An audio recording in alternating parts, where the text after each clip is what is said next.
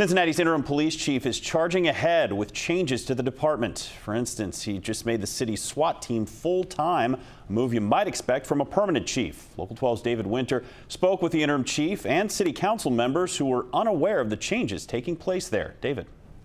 Yeah, Adam, there are no requirements for Interim Chief Henney to get approvals before making substantive changes to the department. In fact, in the heat of a violent summer downtown, council wrote a $5.4 million blank check to CPD to bring down the violence.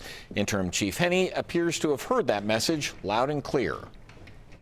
I'm not saying anything wrong or right about the past, but for right now, I'm the interim chief and I see things that I want to make changes on, and that's what I'm going to do.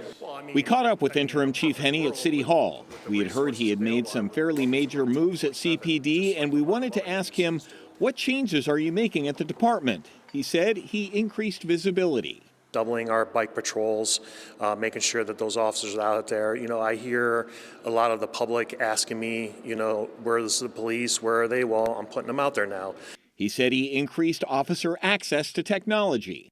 Making sure that our crime center is now running 24 hours a day, that we have drones running 24 hours a day, just makes sense to me. An officer now can, at 3 o'clock in the morning, ask to see a video, ask for a drone, and we're going to have those resources for them. And he said he transformed CPD's part-time decentralized SWAT unit into a dedicated full-time unit of 10 officers. So what are these 10 guys doing when they're not responding to SWAT situations? Right, so they're helping our violent crime squads out. So let's say we have to make stops on very violent individuals, or we need to do a search warrant on a vehicle or a home.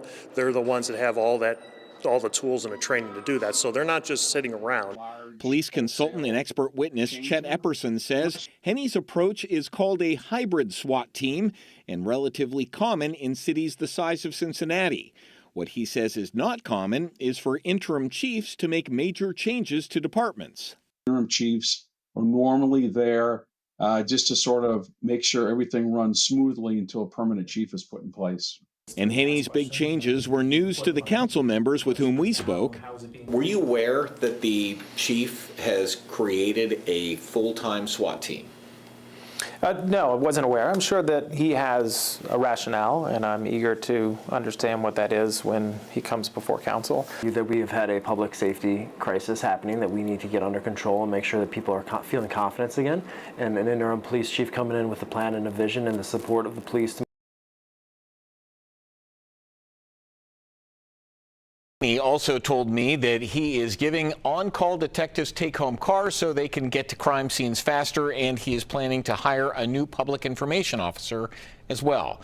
Henney is definitely not acting like a figurehead waiting to be replaced, and speaking with the local police union, he appears to have the support of the rank and file. Adam? David, thank you. Chief Teresa Thige's attorney did send us a statement regarding Henney's changes to the department.